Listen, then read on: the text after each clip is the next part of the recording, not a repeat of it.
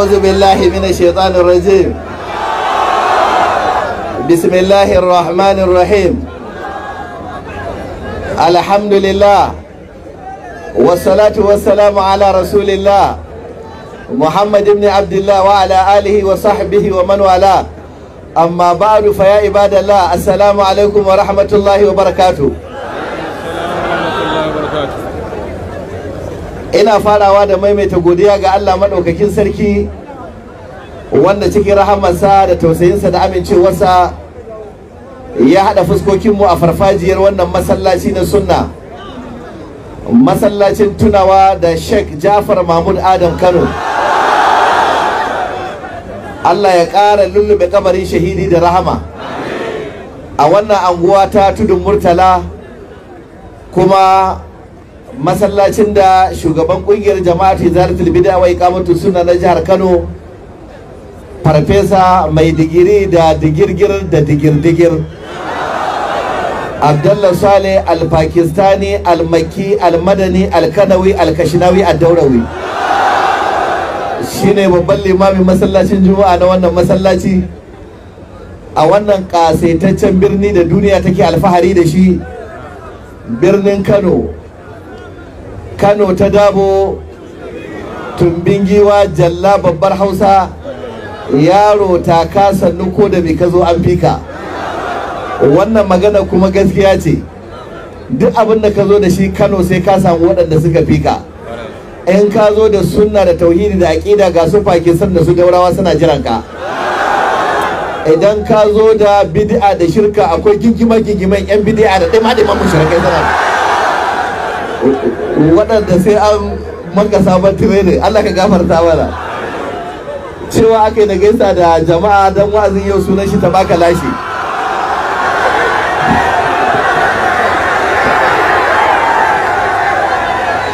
A ci gaba da wa'azi sai gari ya waye. Matasa kun shirya, wanda ya shirya ce Allahu Akbar, Allahu Akbar, Allahu Akbar. Kaga wani gorocin har ƙara tsaye yake, Allahu Akbar. Makasudin shigowa mu birnin Kano a wannan lokaci, kamar yadda kuka ga shugabanni na wannan kungiya na ƙasa duka muna tare da su. Sunan wani gyale da ake sayarwa a Saudiya wai Hajiya ta zo da kanta. Shugaban kungiyar Izala na tarayyar Najeriya kuma jagoran kungiyoyin ahlus sunna a nan yammacin Afirka, fadilatu Sheik a Dr. Imam Abdullahi Balalo muna tare da shi a wannan wuri. Shugaban majalisar malamai ta ƙasa baki ɗaya Dr. Ibrahim Jalo Jalingo muna tare da shi a wannan wuri. Babban trustee na izalar ta ƙasa baki ɗaya Sheik Yakubu Musa Hassan Kaɗe da sautin sunna. Kura tun kina ƙarama sunan ke ya ɓaci wajen yan bid'a. Shi ma muna tare da shi da wannan wuri. Yanzu na Sheik Habibu ya kaura ya sauka da sauran manya-manyan maluma su alarama Abubakar Adam da tsohuwar zuma ake magani, ga alarama Ahmad Ibrahim Suleiman Kano, ga alarama Nasiru Salihu Gondo, sakataren majalisar alaramomi ta ƙasa. To ina addu'a wannan taro Allah ya sa masa albarka. Najeriya ta ce ta cika shekara 61. Shekara 61. Shekara 61 ba wasa ba ne. Ko mutum ya shekara 61 ya kamata a ce ya yi hankali.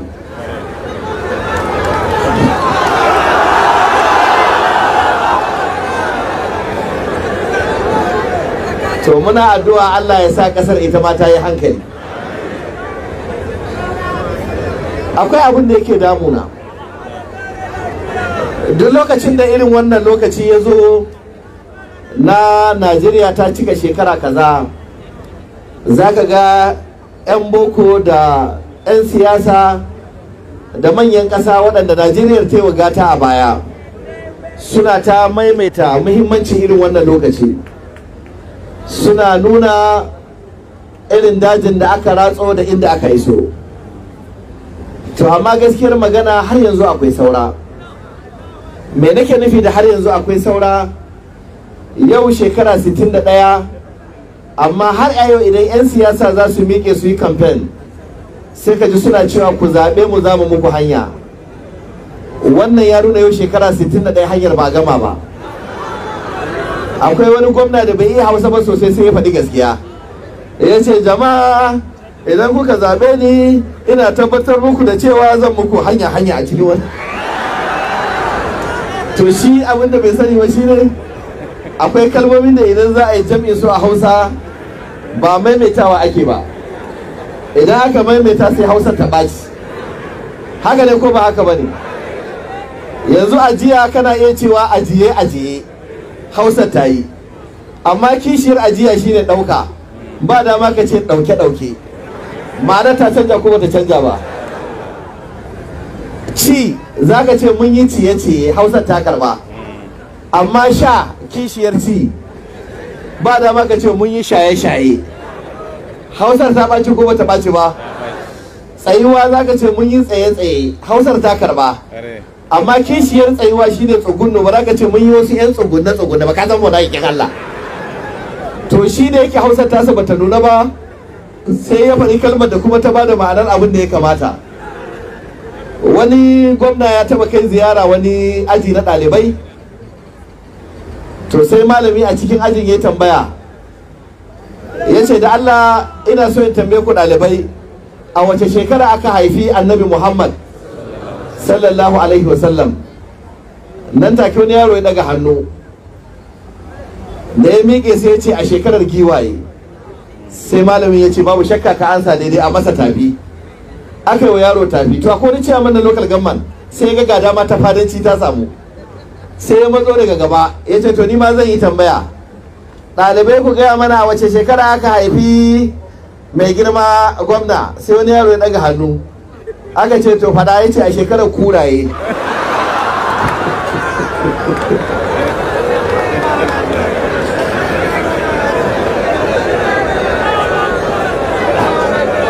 Har yanzu idan 'yan siyasa sun miƙe za su yi kamfen sai su ce ku zaɓe mu za mu sama muku ruwan sha. Wannan ya nuna har yanzu shekara 61 ruwan shan bai samu ba. Ku zaɓe mu za mu muku asibiti. Wannan ya nuna har yanzu shekara 61 asibitin bata tabbata ba. Ku zaɓe mu, har yanzu waɗannan abubuwan da ake kamfen da su tun muna ƙanana, har yanzu su ake kamfen da su ba su gama tabbata ba. Ya ku bayin Allah, kar ku bari shekara tana ta wucewa, wannan ta zo ta wuce, wannan ta zo ta wuce, ba ku gane asarar da kuke yi na lokacin ku ba.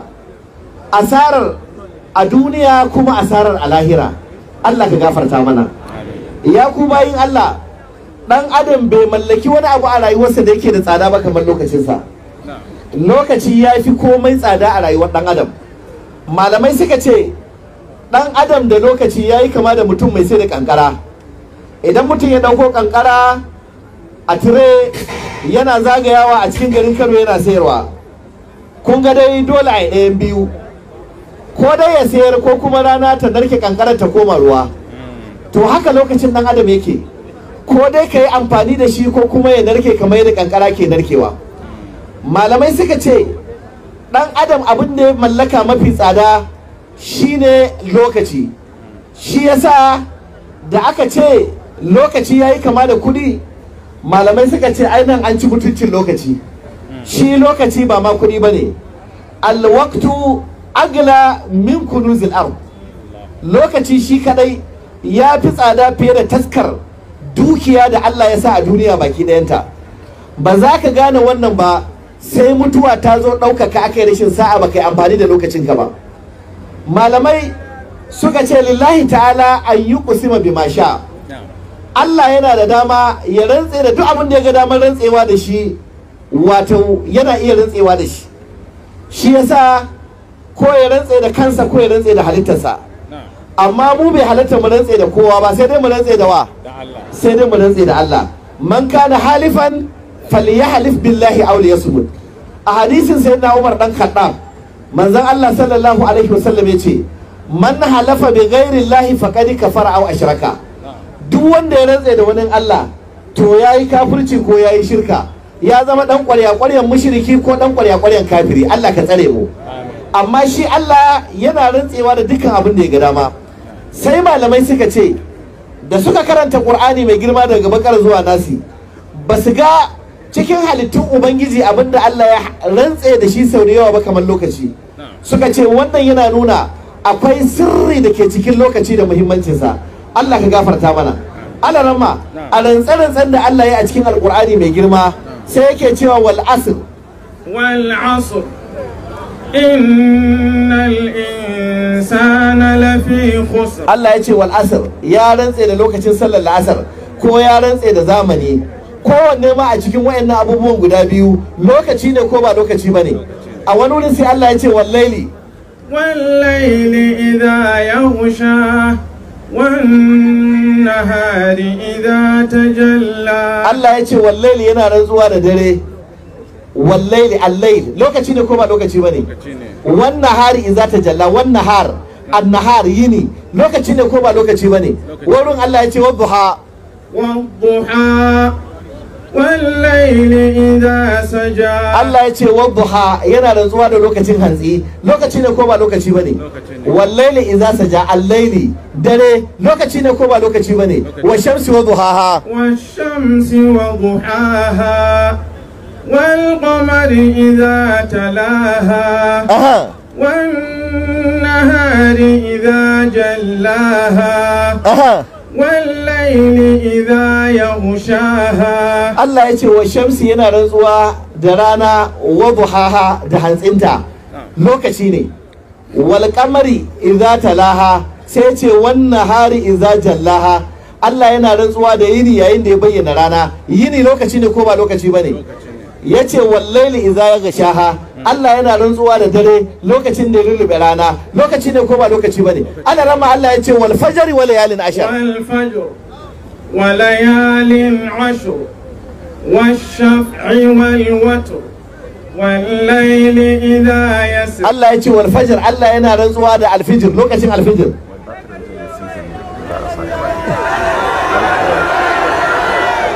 Lokaci ne ko ba lokaci bane. Wal fajr, Allah madaukin sarki yana rantsuwa da lokacin alfijir. Walayalin ashar, da wayannan daruruwa guda 10 su ma waɗannan daruruwan guda 10 lokaci ne ko ba lokaci bane. Can gaba sai ya ce wallaili idha yasir, Allah ya rantse da al-layl shi ma lokaci ne ko ba lokaci bane.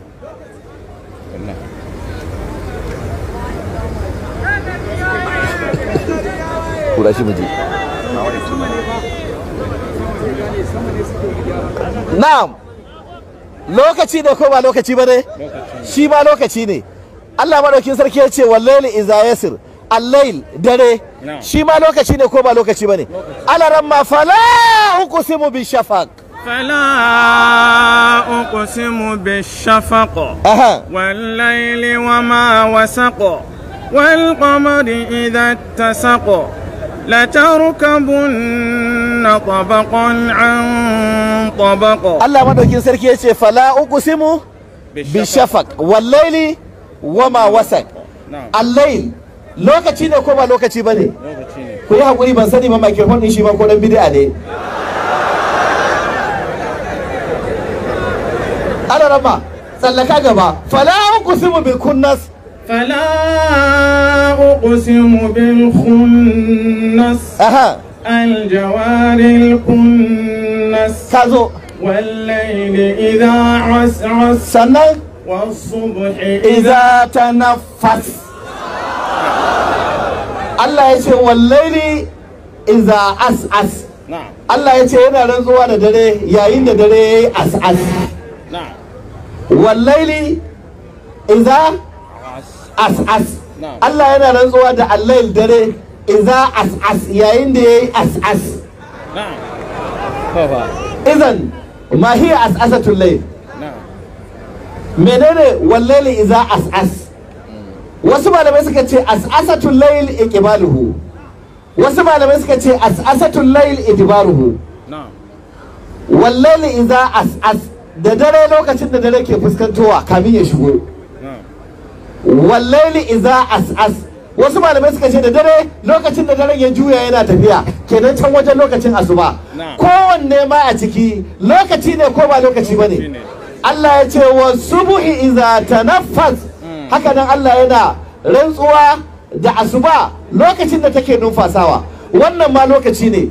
Malamai sun ce Allah ya rantse da lokaci a alkur'ani mai girma sama da sau 20. Babu wata halitta da Allah ya rantse da ita sau haka a cikin alkur'ani mai girma. Kenan abin da wanda yake nuna mana lokaci abu ne ke da tsada.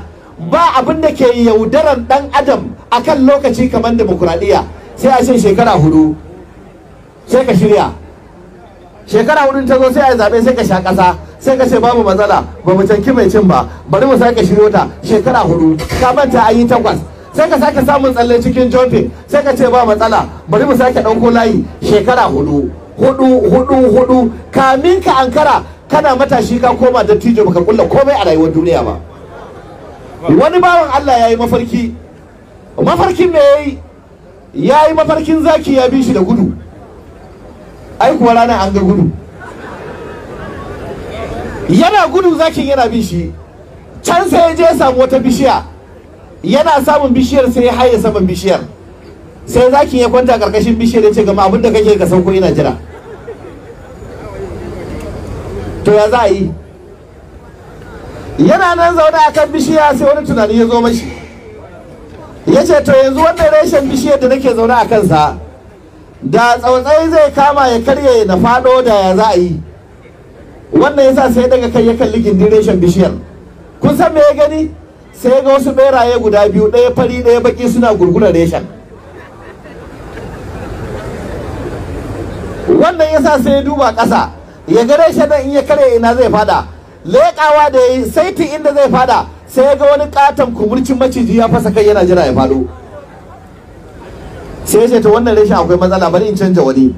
Ya daga kai ya duba reshen da zai koma, sai ya ga zuma a sama, kuma zuma ta yi ruwan zuma, ruwan zuman yana digowa. Sai ya buɗe baki, sai ruwan zuman ya digo a cikin bakin shi, sai ya lashe. Sai ya ji tun da ya zo duniya bai taɓa jin zuma mai zaƙin wannan ba. Daga nan dudu sakare sai ci gaba da buɗe baki, zuma tana digowa yana tandewa, ta digo ya tande. Zaƙin zuman sai ya sa ya manta da halin da yake ciki gaba daya.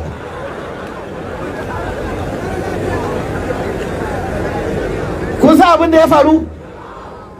Yana nan yana taɗan zuma har ɓerayen nan guda biyu suka cinye wannan reshen. Sai kaure shi ya karye, yana karyewa su yawo ƙasa. Duba wanda zai yi, zakin nan ya zaburo, macijin nan ya fasa kai, shi kuma ga ya yawo ƙasa ga dangadan, ya faɗo su kamin ya iso sai ya farka daga barcin. Bai ƙara barci ba har gari ya waye. Washe gari sai ya je ya samu wani malami yake tambayarsa menene fassarar mafarkinsa. Ana iya fassara mafarki, ana iya fassarawa. Wata rana za mu yi lacca mu ta musamman akan wannan, amma ba irin fassarar mafarkin yan bid'a ba.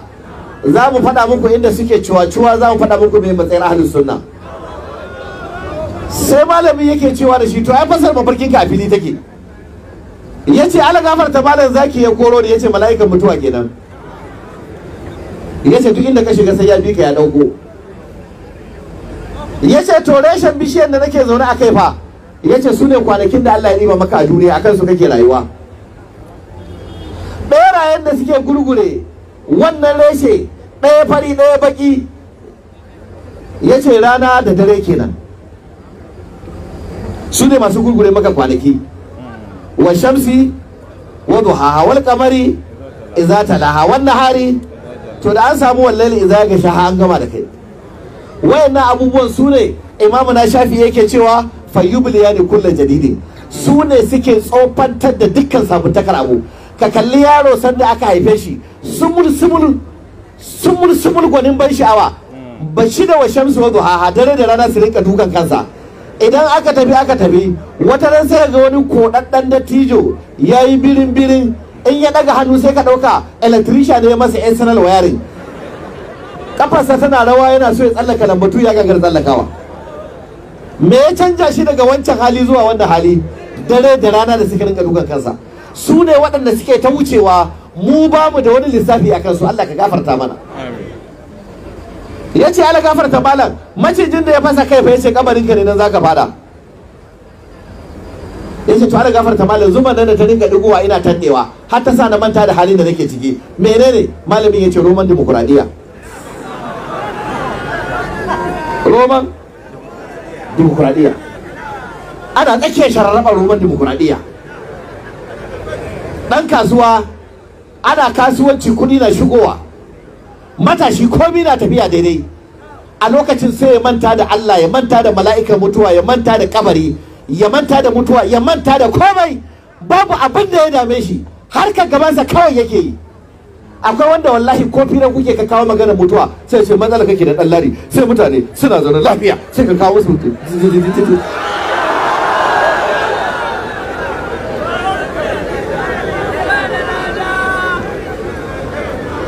wai bari in tambaye ku, waɗannan lokacai namu da muke asararsu, muke bari su suna wucewa, ba mu tsira da komai da su ba, ba mu nemi duniya ba, mu nemi lahira ba.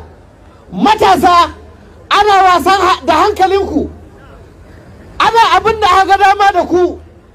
'Yan siyasa su ba ku maye ku ɗiba, su ba ku makami, su busar muku da idanu, su ce ku je ku ci mutuncin duk wanda kuka dama, ku ci zarafin duk wanda kuka dama, ku kuma ku haukace, ku shiga gari, ku ci mutuncin dattawa, ku ci mutuncin malaman addini, ku ci mutuncin liman, ku ci mutuncin ladan, ku ci mutuncin dattijo, ku ci mutuncin mutane kirki.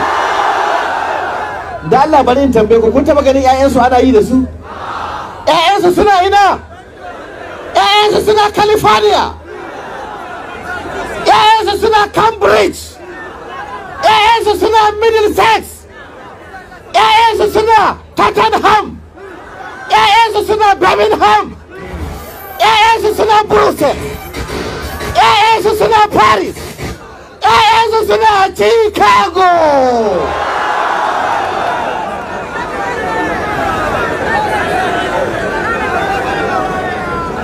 Ku ba ku nemi ilimi ba, ba ku yi haddan Qur'ani ba, ba ku je makarantu ku yi karatu ba, ba ku je zaure kun koyi ilimin addini ba, ba ku shiga kasuwa kun yi kasuwa ba, ba ka je wajen talaka koyi ɗinki ba, ba ka koyi rini ba, ba ka koyi saƙa ba. Kai ne ga kanan, kai mene da sana'ar ka je ke kafar ka jarinka. Yau kana ofishin ciya mana local government, ya ƙi ganin ka ce ai dama tsinanne ne. Gobe ka wuce ofishin yatse, ya ƙi ganin ka ce dama kiyama in za ta tsaya za a samu yan banzan yatse. Ka wuce ofishin kwamishina, ya ƙi ganin ka ce a lahira wannan ba zai ga annabi ba. To kai wannan ya gani a ranar tashin alkiyama. Baka taimaki tsohuwa ba, baka taimaki tsoho ba, an baka ka sangarce. Wai kuma kai ne mai alfaharin yau shekara 61 Najeriya, da ta je shekara 61 kai na kaje, kai musifa 69 kai shiga ba 61 ba.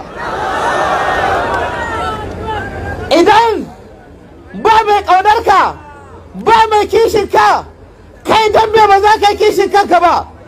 Duk wanda kaga ya zo mutuwa yana kuka yana nadama, kar ku tambayi kowa, wanda bai yi amfani da lokacinsa ba ne. Hatta iza jaa ahaduhumul mautu qala rabbi irji'un la'alli a'malu salihan fima tarak.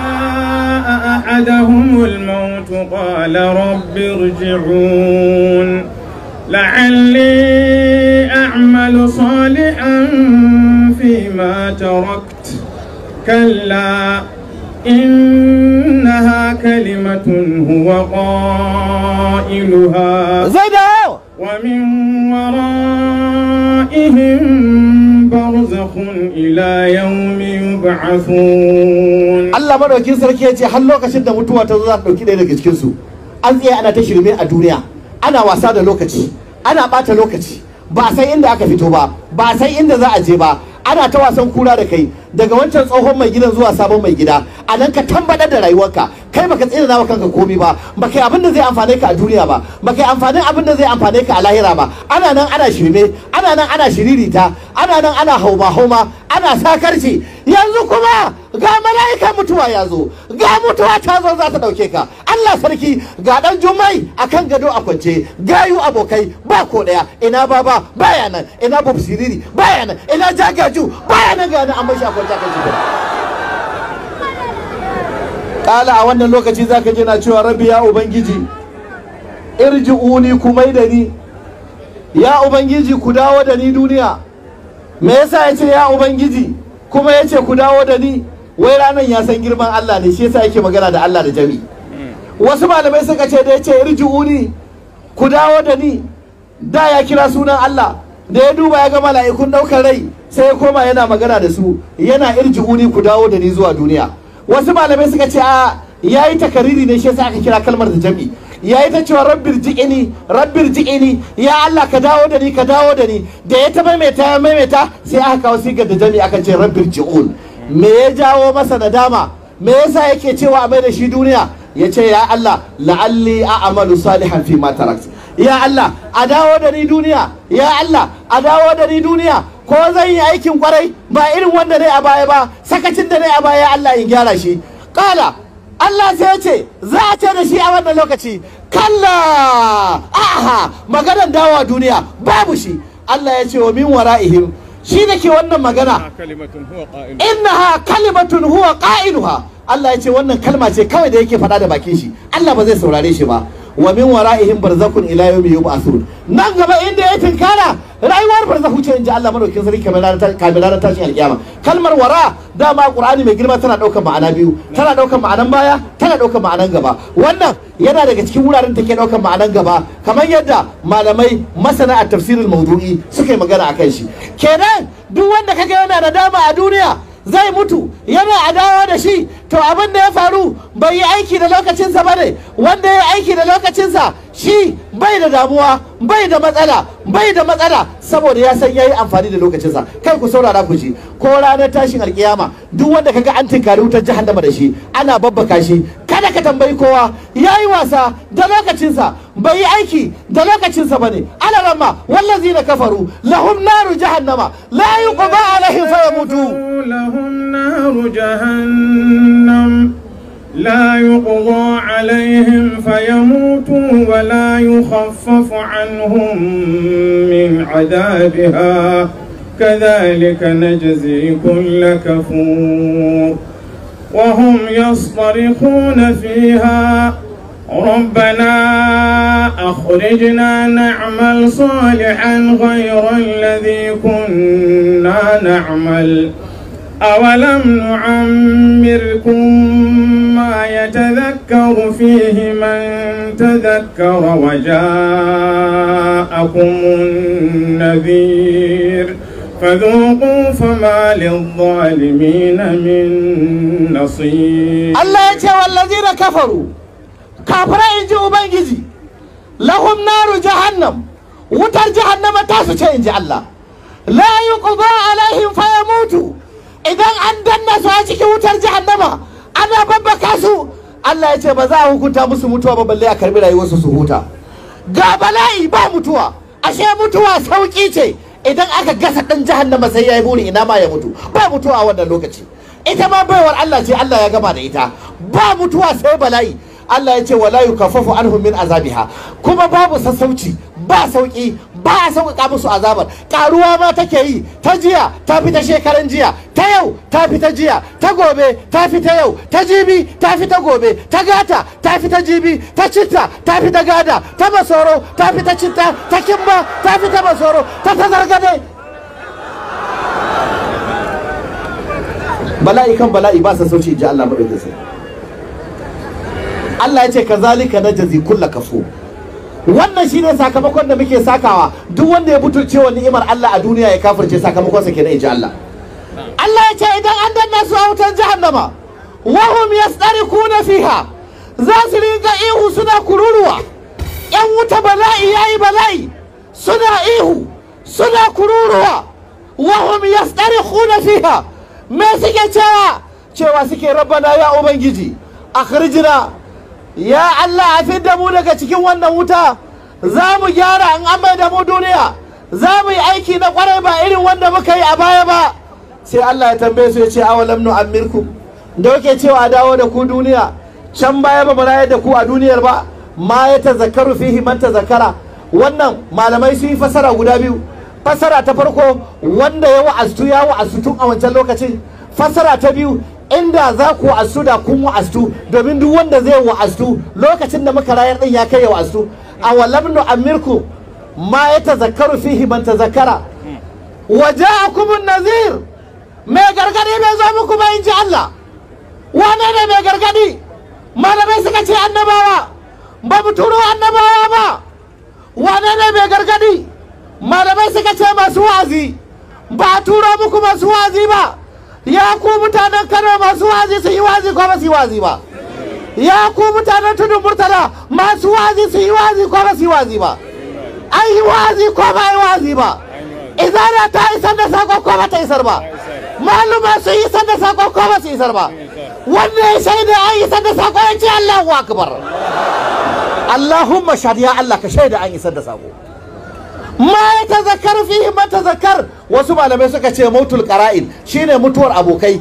Aboki da kuka rayu tare, kuka zauna tare, kuka yi makaranta tare, kuka ci tare, kuka sha tare, kuka tafi tare, kuka dawo tare, kuka shiga tare, kuka fita tare, kuka kwanta tare, kuka zauna tare, kuka yau a wayi gari mala'ikan mutuwa ya dauke shi an danna shi cikin kabari. Wannan wazi ne ko ba wazi bane? Ina ma a ce matasa kuna daukan wannan wazi. Wallahi wani dan uwa yana gaya mana abokin su ne ya mutu. An je makabarta ana kokarin abin na gawar. Shi kuma ɗayan sai duba agogo yake. Sai ɗan ya ce wai sauri mai kake ta duba agogo. Ya ce wallahi na gana wa a gaba wannan process ɗin ne. Ka san wasan nan da za a yi tsakanin Chelsea da Barcelona za a yi shi karfe 2:30 yanzu na ga lokaci yana tafiya. Waya makabarta ma shi da Musa ba gama binne abokin su bai je kalli wasan Chelsea da Barcelona. Da Allah wannan gargadin da aka masa ya fahimce shi. Sakon da aka isar masa ya ishe shi. Wai da ake cewa ana mutuwa da gaske ne ko ba da gaske ba? Da gaske ne. Wai yarinta tana hana mutuwa, matsayi da mukami yana hana mutuwa, zunzurutun ilimi na hana mutuwa, jahilci yana hana mutuwa. Idan ka mutu ina za a danna ka?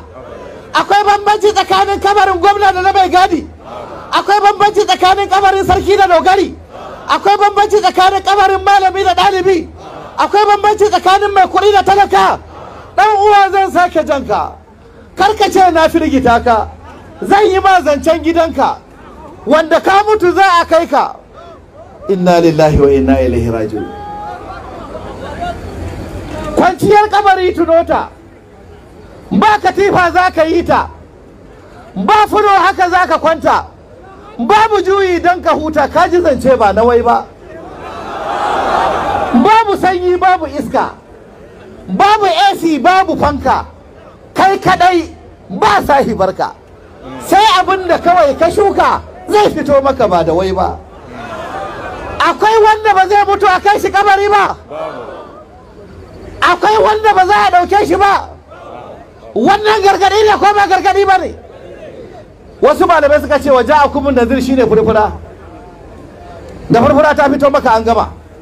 Waƙu shaya'ibi shayab والدهر بالناس قلب إن دان يوما لشخص ففي غد يتكلم. da kaga furfura ta feso maka to mutuwa ce ta shafa maka blue band sora a dora a plate akai dining table. Wannan bai shaka wazi ba. Wasu malamai suka ce wajakumun nazir shine ka kai shekara 60 zuwa sama a duniya. Daga sanda ka kai shekara 60 a duniya baka bi Allah ba, ba sauran uzuri a kanka, dukan tsiya zaka ci a ranar tashin alkiyama. Me yasa waɗannan mutane suke ihu suna cewa a dawo da su duniya? Dalilin da yasa suke so a dawo da su duniya saboda ba su yi amfani da lokacinsu ba, sun rayu ba su yi amfani da lokacinsu ba, sun tozarta lokaci, sun wulakanta lokaci. Wannan ne dalilin da yasa suka shiga bala'i a ranar tashin alkiyama. Ya ku bayin Allah, ku sani da cewa da Allah madaukin sarki ya ce lokacin zai kare, za a mutu da gaske ne. 'Yan siyasa ina su Sardauna, sa Ahmadu Bello, ina su Tafawa Balewa, ina su dattawan da yau ake tunawa da su, ana alfahari da su, yau ina suke, wani aiki suka yi muke rabawa yanzu mu dan me yasa ba a yin abin da waɗancan magabata suka yi?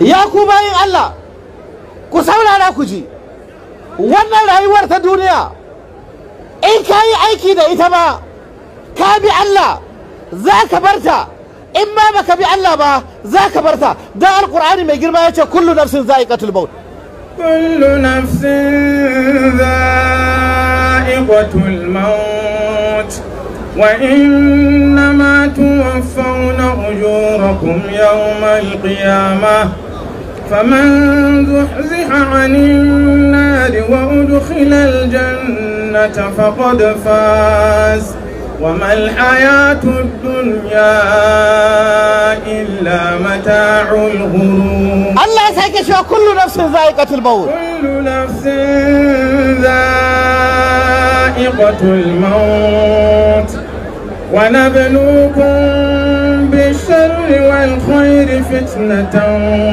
وإلينا ترجعون. الله يسعدك شو كل نفس ذائقة الموت. كل نفس ذائقة الموت ثم إلينا ترجعون. يجي أينما تكونوا يدرككم الموت. أينما تكونوا يدرككم الموت ولو كنتم في بروج مشيدة. وإن تصبهم حسنة يقولوا هذه من عند الله وإن تصبهم سيئة يقولوا هذه من عندك قل كل من عند الله فما لهؤلاء القوم لا يكادون يفقهون حديثا. ليس كل من عليها فان وذا سولا ويبقى وجه ربك ذو الجلال والإكرام. يا كوباين الله كسورارا wannan kungiya ta jama'atu zalatul bid'a wa iqamatus sunna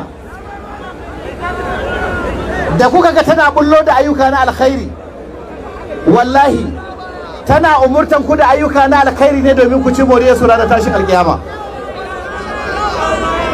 ku saurara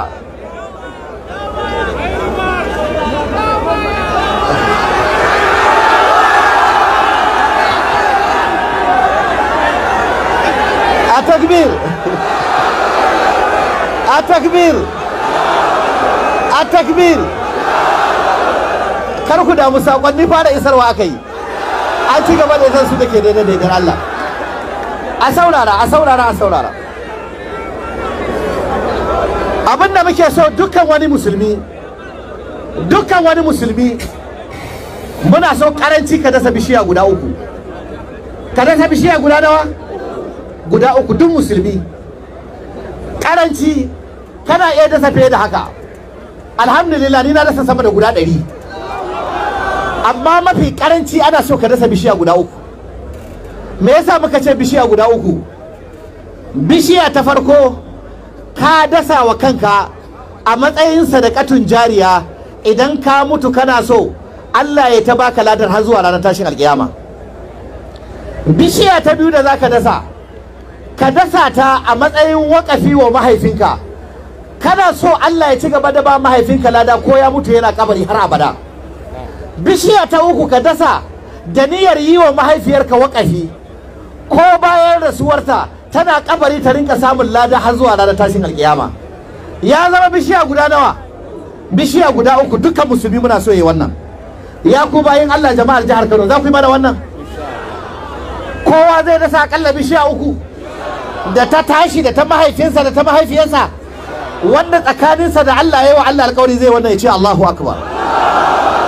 Kai ku ce Allahu akbar, Allahu akbar. Kun san dalilin da yasa muka ce ku dasa wayannan bishiyoyi guda uku? Ku saurara ku ji. Annabi Muhammad sallallahu alaihi wasallam ya faɗa mana zunzurutun lada da ke cikin aikin. A duk duniya ba abin da bayan ka sayar an biya ka kuɗi ka yi tafiyar ka, wanda ya saya ya tafi, amma Allah ya ce a ci gaba da baka ladan abin har ranar tashin alkiyama sai bishiya. Annabi Muhammad sallallahu alaihi wasallam, hadisi ingantacce a Bukhari, idan ka dasa bishiya guda ɗaya, da za ka sai da bishiyar ko ka sai da gidan da bishiyar ke ciki har da bishiyar, a ɗauki kuɗinka a baka ka sa aljihu kai tafiyar ka, manzon Allah ya gwada cewa za a ci gaba da baka ladar wannan bishiya har zuwa ranar tashin alkiyama, matukar akwai wanda yake cin moriyarta. kenan wannan yana nuna maka zunzurutun lada da ke cikin dasa bishiya. Annabi Muhammad sallallahu alaihi wasallam ya ce da za a busa ƙaho ƙiyama ta tsaya, idan akwai bishiya a hannunka ka samu daman dasawa, dasa bishiyar kamin ka fara gudun fanfalaki. Me wannan yake gwada maka? Manzon Allah bai ce in an hura ƙaho ka samu daman sallah ka yi ba, in an hura ƙaho ka samu daman azumi ka yi ba, idan an hura ƙaho ka samu daman kaza ka yi ba. Dasa bishiya ne manzon Allah ce ko an hura ƙaho ka samu daman dasa bishiya ka dasa, saboda lada da alkhairi da ke cikin bishiya. Me yasa bishiya take da lada mai yawa? Rai guda ɗaya idan ka raya ta, Ƙur'ani mai girma ya ce kaman ka raya mutanen duniya ne gaba ɗaya. Duk wanda ya dasa bishiya guda ɗaya, banda Allah babu wanda ya san adadin rayukan da yake rayarwa, domin iskar da ɗan adam ke shaƙa ya rayu, kowace bishiya guda ɗaya tana ba da iska ta oxygen wanda akalla mutane guda 4 za su shaƙa. Mutum hurhudu suna shaƙa har zuwa ranar tashin alƙiyama. Mutum miliyan nawa za su shaƙi iskar da wannan bishiya ta fitar. Kai da ake baiwa ladan lada nawa za ka samu? Bar maganar 'ya'yan bishiyar, ban maganar tsuntsu da ya hau bishiyar, ban maganar tsuntsu da ya ci 'ya'yan bishiyar, ban maganar wanda ya sha inuwa, bar maganar wanda ya gani ta ƙara masa ƙarfin ido, ban maganar wanda ya gani ta kwantar masa da hankali, ban maganar jijiyoyinta da suka hana erosion, bar maganar yashi da hamada da ta tare. Ina so ka faɗa min wani irin aiki ne za ka samu wannan ladar kamar dasa bishiya? Wannan iska da muke shaƙa da ake ce mata oxygen, da Allah bari mu tambaye ku, ta wace hanya ubangiji yake bamu ita? Ta hanyar bishiya. Mu za mu fidda carbon dioxide, bishiya shi za ta shaƙa, ita kuma sai ta fitar mana da mai oxygen, mu kuma sai mu shaƙa. Kun san me yake faruwa? Binciken da aka yi, ƙasashen da suka samu matsalar bishiyoyi an fara samun matsalar oxygen a irin wayannan ƙasashe. Har an kai wuraren da an fara yin motocin oxygen da ɗaki na oxygen. Idan ka ji ka fara shaƙewa sai ka biya kuɗi ka shige.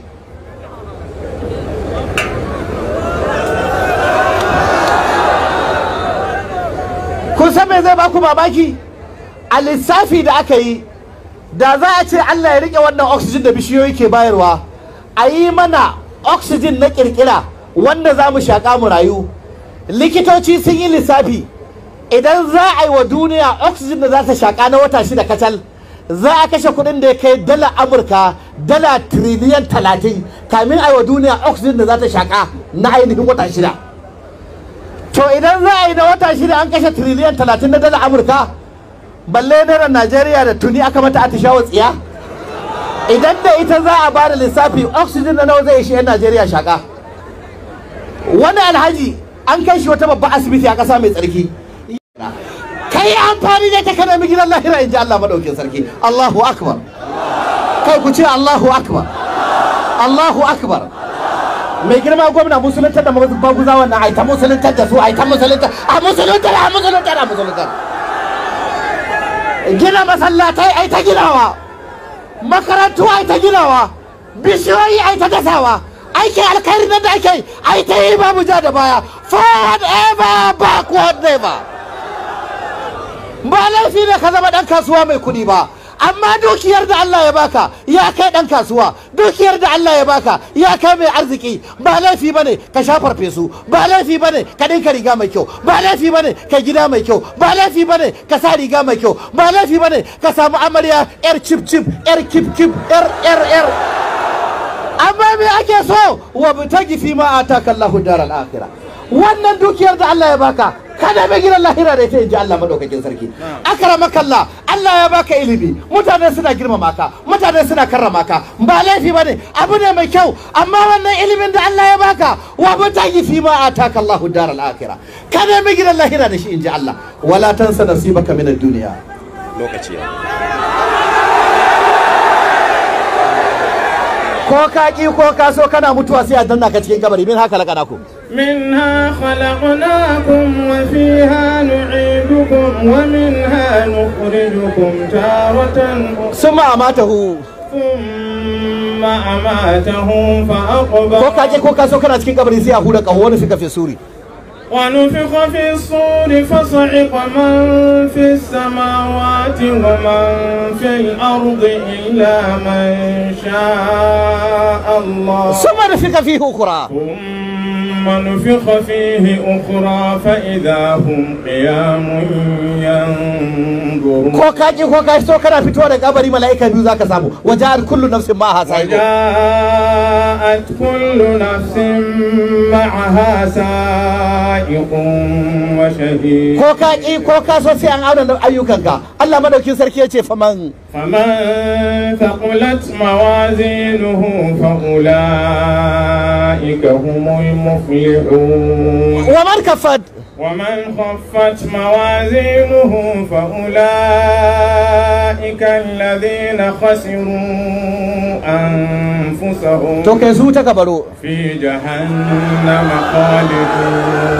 ko so sai an baka littafi fa amma man utiya kitabahu فأما من أوتي كتابه بيمينه فيقول هاؤم اقرءوا كتابيه إني ظننت أني ملاق حسابيه فهو في عيشة راضية في جنة عالية قطوفها دانية كلوا واشربوا هنيئا بما أسلفتم في الأيام الخالية وأما من أوتي كتابه بشماله فيقول يا ليتني لم أوت كتابيه ولم أدر ما حسابيه يا ليتها كانت القاضية ما أغنى عني مالية هلك عني سلطانية خذوه فغلوه ثم الجحيم صلوه ثم في سلسلة ذرعها 70 ذراعا فاسلكوه وإن منكم إلا واردها كان على ربك حتما مقضيا فريق في الجنة وفريق في السعير ولو أنهم فعلوا ما يوعظون به لكان خيرا لهم وأشد تثبيتا وإذا لآتيناهم من لدنا أجرا عظيما لهديناهم صراطا مستقيما ختامه مسك وفي ذلك فليتنافس المتنافسون سبحانك اللهم وبحمدك أشهد أن لا إله إلا أنت